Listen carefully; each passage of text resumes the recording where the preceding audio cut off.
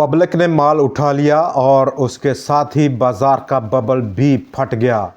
अब हम 2 कदम आगे बढ़ेंगे आज की इस वीडियो में और तमाम हमारे दोस्त पाकिस्तान स्टॉक एक्सचेंज के साथी उनको हम खुशामदीद कहेंगे। रेगुलर और बाकायदा का प्रोग्राम। मैं मोहम्मद नईम और आप देखें सफ़र सिक्योरिटीज़ प्राइवेट लिमिटेड को।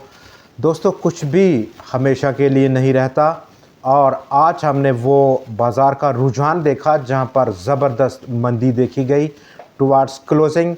सबसे बड़ी गिरावट थी अक्टूबर के लिए 1.46% की कमी के साथ बाज़ार आज आलमोस्ट 88,966 पॉइंट्स की सतह पर पहुंचा और कल का जो हाई था वहां से आज की जो क्लोजिंग है आलमोस्ट 3,000 पॉइंट्स को उड़ा चुका है। अब यहाँ पर आगे क्या रहेगा, जबकि पब्लिक ने माल उठाया ऑलमोस्ट 1 माह और 2 हफ्तों के वक्फे के बाद भरपूर तरीके से पब्लिक ने माल उठाया। कल का फिगर देखा गया। आज अभी तक data national clearing of Pakistan का ड्यू नहीं है। आज क्या फिगर रहता है उस पर हम आगे चलकर बाद में बात करेंगे अगले किसी सेशन में। लेकिन इन तमाम चीज़ों के बावजूद जहां पर state bank of Pakistan review रख रहा है, कल आखिरी दिन है, मंडे को रिव्यू, और उसके बाद प्राइम मिनिस्टर साहब का कंस्ट्रक्शन पैकेज की अनाउंसमेंट।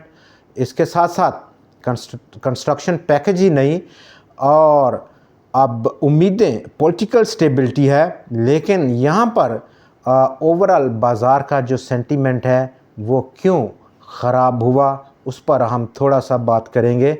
जबकि डाउन साइड बाज़ार का सपोर्ट कहाँ पर रहेगा उस पर बात करेंगे। बाज़ार का बिहेवियर जो कि मशकूक था पिछले काफ़ी दिनों से, जिस पर हम डेली बात करते रहे आपके साथ इसी प्रोग्राम में। लिक्विडिटी नंबर 1 और नंबर 2 बाज़ार में जो डाटा है बाज़ार का वो काफ़ी कमज़ोर हुआ।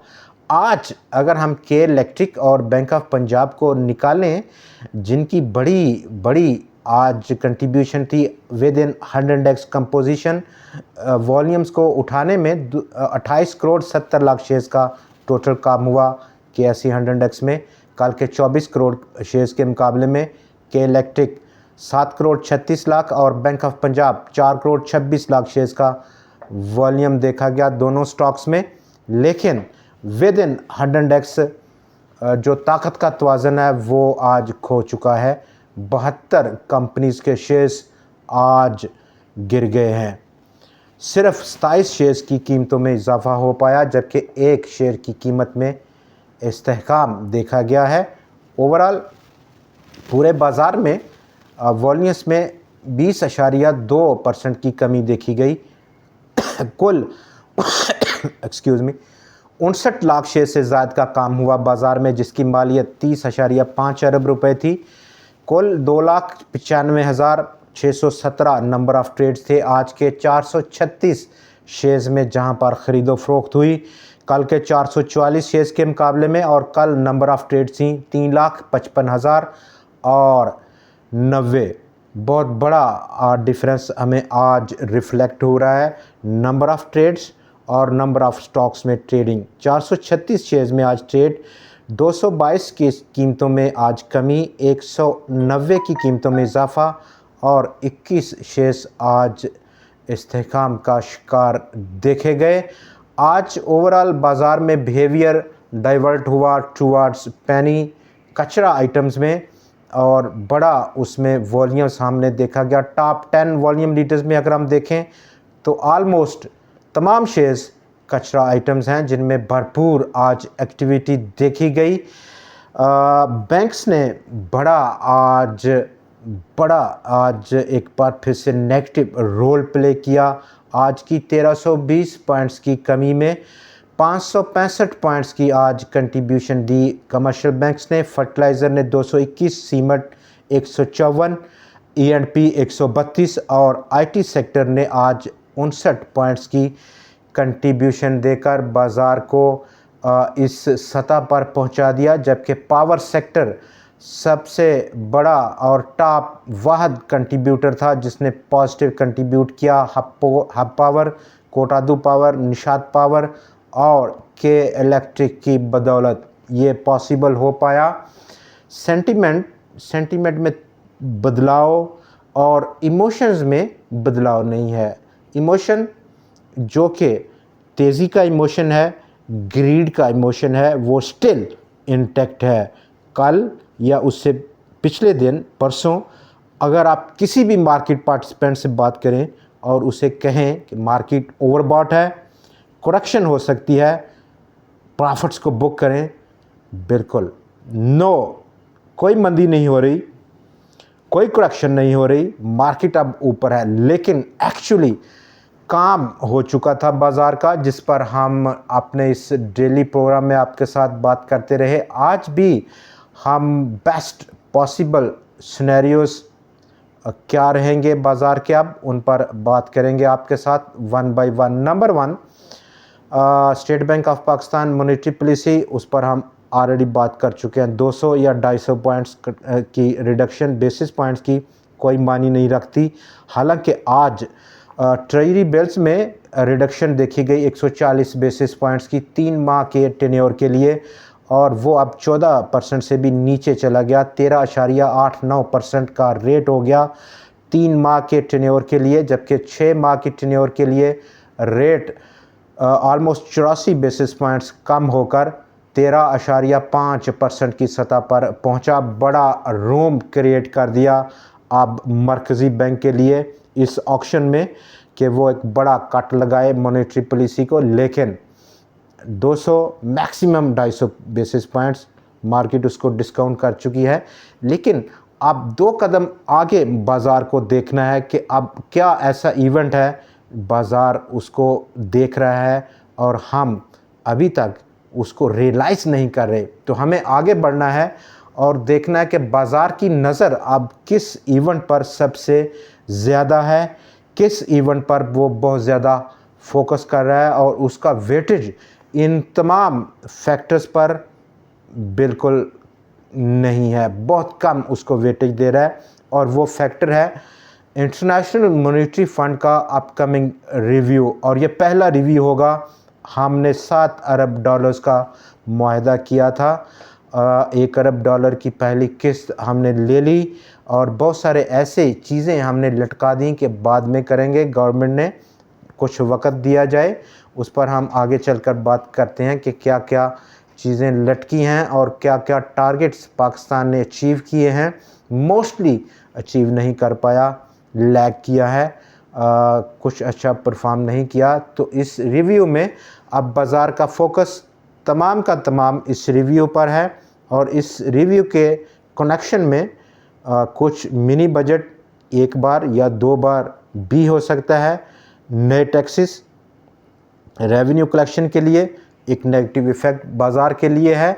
नंबर 2, ग्लोबल जो फैक्टर है, और ग्लोबल फैक्टर जिस पर हम गाहे बगाहे बात करते रहते हैं, वो यूएस इलेक्शन के से पहले जो एक किस्म की अनसर्टनिटी है, वो इस वक्त अपने अरूज को है।